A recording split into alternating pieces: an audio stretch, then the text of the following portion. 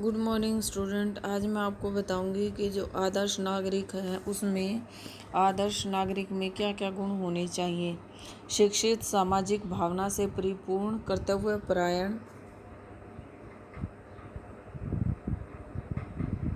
कर्तव्यपरायण, आत्मसंयमी तथा सहनशील, प्रगतिशील तथा परिश्रमी व्यक्ति ही आदर्श नागरिक हो सकता है।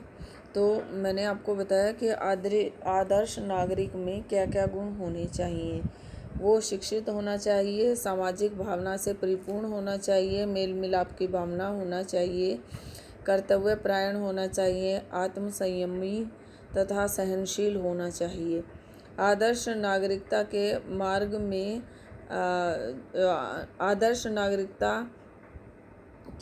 में आने वाली जो बाधाएं हैं वो कौन कौन सी हैं।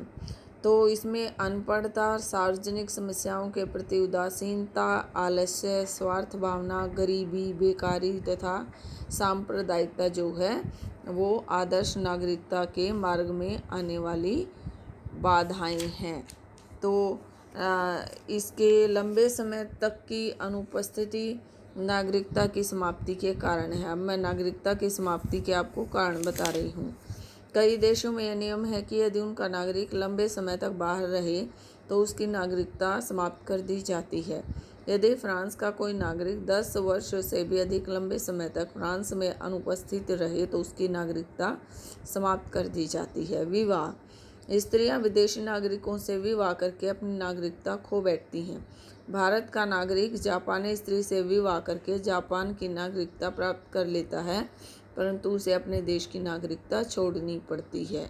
विदेश में सरकारी नौकरी, यदि एक देश का नागरिक दूसरे देश में सरकारी नौकरी कर लेता है तो उसकी अपने देश की नागरिकता समाप्त हो जाती है। ठीक है, अब हम बात करेंगे वैश्विक नागरिकता की। राष्ट्रीय नागरिकता के अंतर्गत मनुष्यों को सुरक्षा और अधिकार प्राप्त होते हैं जो कि हमारे जीवन के लिए आवश्यक है, परंतु आज लगभग प्रत्येक देश के शासकों को ऐसी समस्याओं का सामना करना पड़ रहा है जिनका मुकाबला वे अकेले नहीं कर सकते, जैसे सुनामी जैसी प्राकृतिक आपदाएं, आतंकवादियों से मुकाबला, बर्ड फ्लू जैसी गंभीर बीमारियां, या रिसेंटली में जो कोविड-19 नामक गंभीर बीमारी फैली हुई है, ऐसी बीमारियां इन जैसी बीमारियों से निपटने के लिए प्रत्येक देश की सरकार को अतिरिक्त सहायता की आवश्यकता होती है।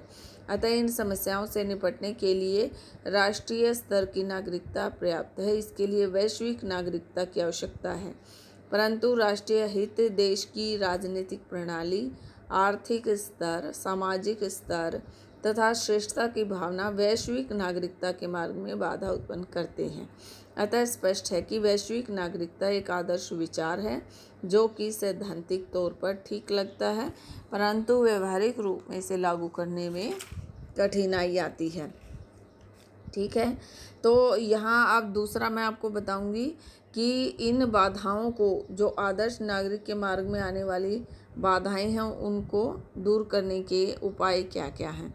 शिक्षा का प्रसार, अच्छे गुणों का प्रसार, आर्थिक सुधार, समान अधिकार देना, सामाजिक भावना, राजनीतिक दलों का उचित संगठन तथा स्वस्थ जनमत करना इन बाधाओं को दूर करने के उपाय हैं।